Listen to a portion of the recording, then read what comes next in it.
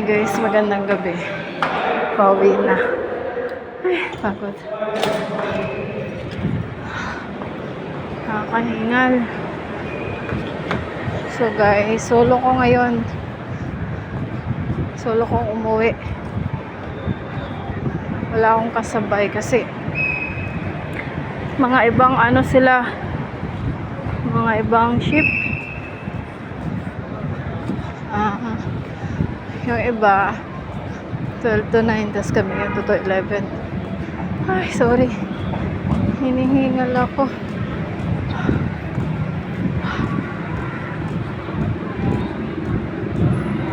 Pag ganitong oras kasi guys, kailangan mo magmadali kasi nga ang hirap makasakay, tsaka medyo may kalayuan yung lalakarin ko, tsaka dito ako banda maglalakad sa kabila. Ay, pagod, my God.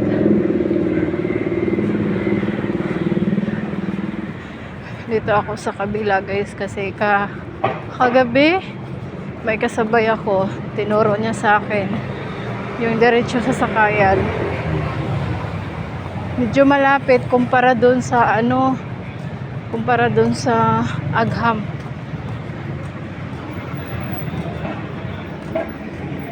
So dito ako.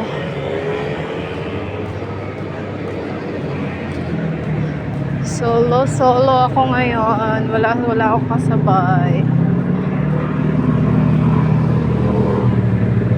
Ay, thank you Lord. Nakakauwi ng maayos. Ayan guys, so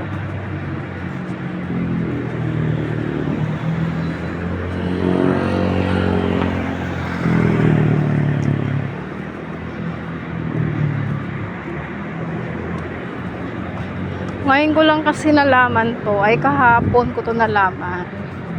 Kasabayan ko yung katrabaho kong isa. Day off niya kasi ngayon eh. Ito pala guys, kung diretsuhin ko to, sobrang lapit lang.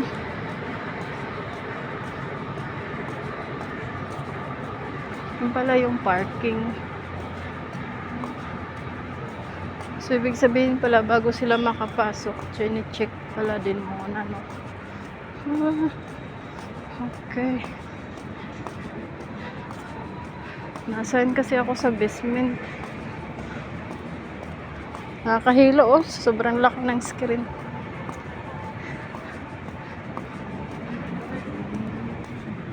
Ayan, wala talaga akong kasabay ang linis, oh, guys. Oh, wala talaga sila. Mag-isa lang talaga ako.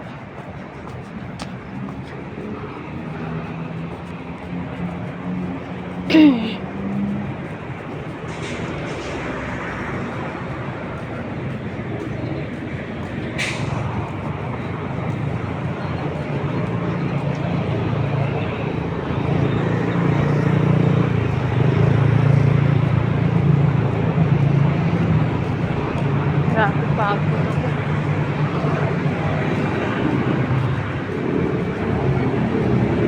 So, ito yun guys. Ito yung diniretso namin kagabi. Dire-diretso lang.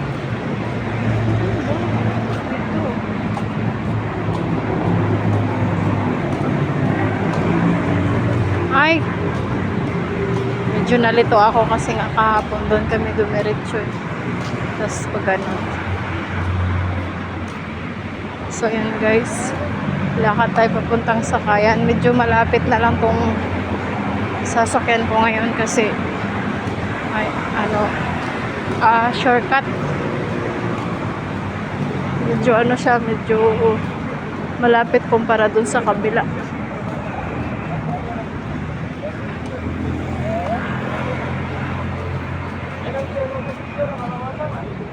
Dito yan sa highway. Ayan guys.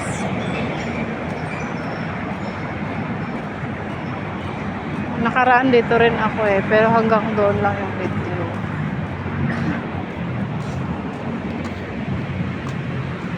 Nakakatuwa nga kasi yung bilis lang. Ayun, paglagpas ko pala dyan, yan sa may yero na yan, guys. Nagulat ako, ay, dito na pala.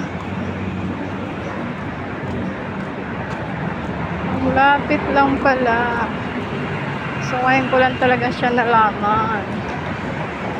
Tsaka, in fairness ha, mas maliwanag dito, guys, kumpara dun sa kabilang dinadaanan ko. Kita nyo naman, di ba? Binablog ko yun. Madilim siya.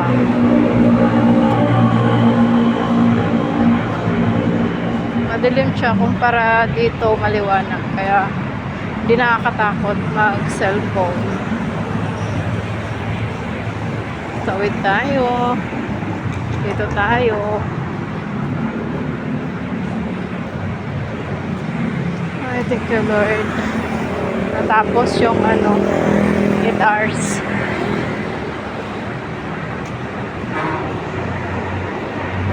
Ayan.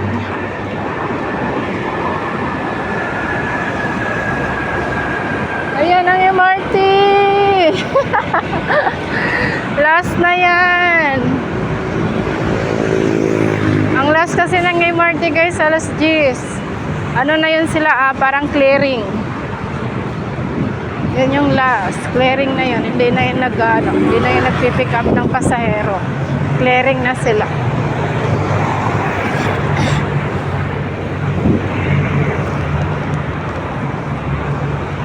Oh, diba? Mas maliwanag siya.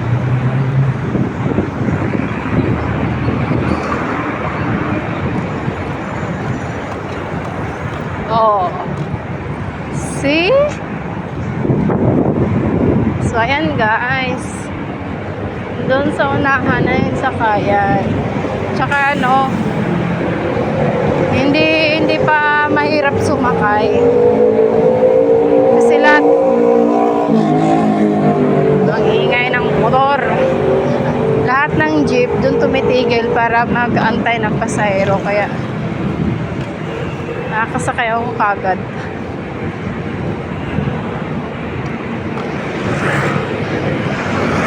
Mas maliwanag pa nga dito eh.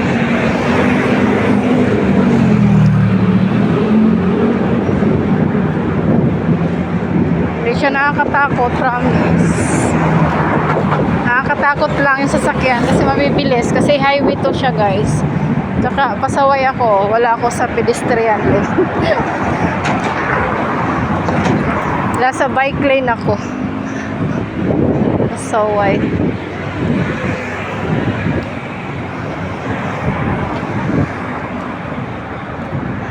Ayan. O, diba?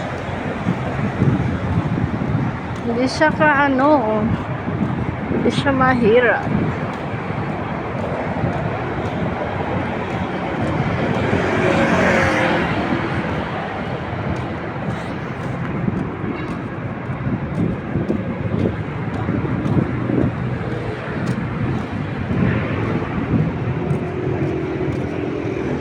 Dito yung Quezon Ave. Ito yung Quezon Ave, guys, sa tinatawag.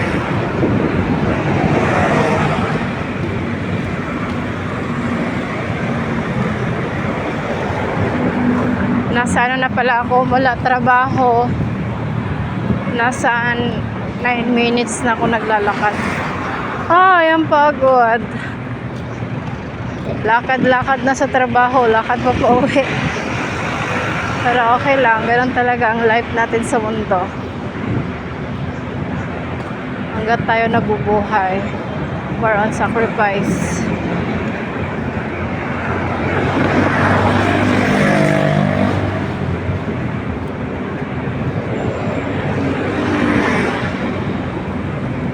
Gabi kasi, pero pag araw to, ang ganda tingnan nito, guys.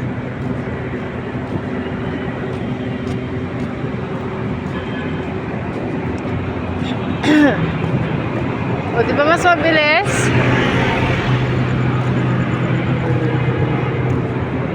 So, ito yung tinatawag na Quezon Ave. Nandito na lahat, guys, ang sakayan. Tapos, nandito na rin yung MRT station. From SM North, then dito. Pangalawang station siya dito. Wala doon sa may SM North. O Trinoma.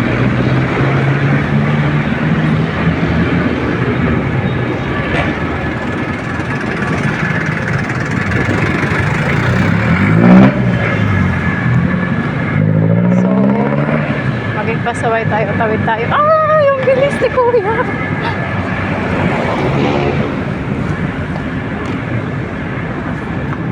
Tawid tayo, guys. Dito.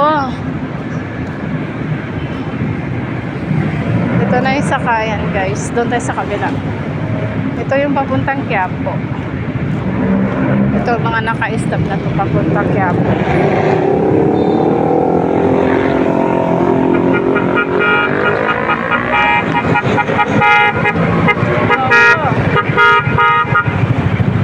Daling madali si Kuya eh.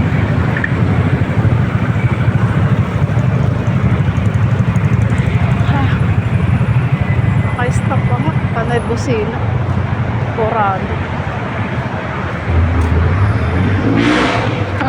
Bilis.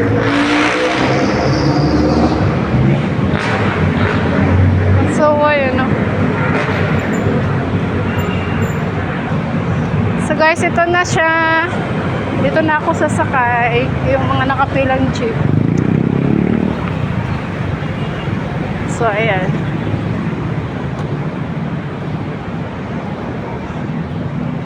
So guys, mag-end na ako ng live ha. Kailangan ko na to itago yung cellphone ko.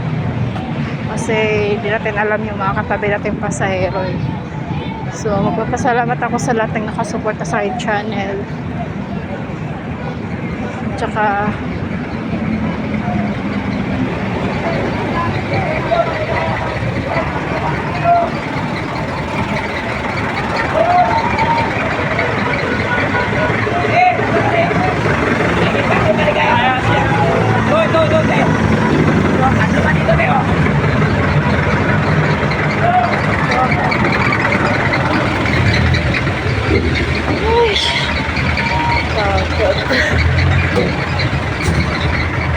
so yun lang guys, thank you for watching. Bye everyone. Kailangan ko na pa itago yung cellphone ko. Bye!